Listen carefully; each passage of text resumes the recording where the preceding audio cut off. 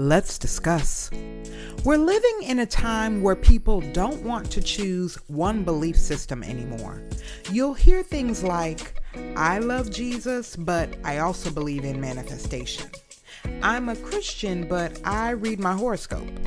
I pray to God, but I also believe in ancestral energy. And culturally, that sounds open-minded. It sounds spiritual. It sounds evolved. But biblically, it's called mixture. And the Bible is very clear about mixture. In Exodus 20, verse 3, God says, "You shall have no other gods before me," not alongside him, not blended with him, not mixed in for balance.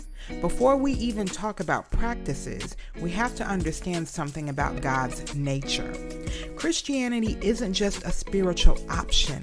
It's a covenant relationship with a holy God who does not share worship. Deuteronomy 6, verse 5 says, "Love the Lord your God with all your heart, all your soul, and all your strength." All means all, not divided loyalty. But here's where people get confused. They think adding other spiritual practices makes their faith stronger. They think it enhances their connection. They think it's harmless. But the Bible calls this deception. In 2 Corinthians 6, verse 14 through 16, Paul asks, "What fellowship can light have with darkness? What harmony is there between Christ and Belial?" That's strong language. He's not saying to be rude to people of other faiths.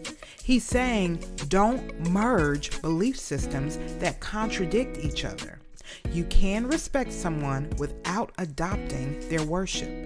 And this is important because many modern spiritual practices like manifestation, crystals, tarot, astrology, they're rooted in belief systems that center power in the universe, self, or spirits, not in the one true and living God. Isaiah 42 verse 8 says, "I am the Lord, that is my name. I will not give my glory to another." God doesn't compete for space in your spirituality. Now, here's the deeper issue. When people mix faiths, it's usually because they want control.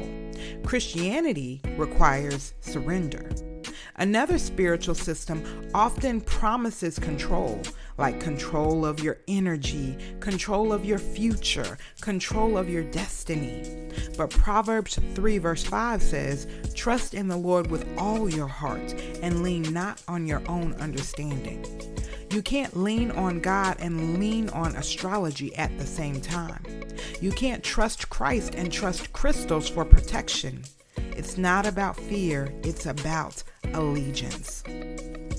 Joshua 24 verse 15 says, "Choose this day whom you will serve."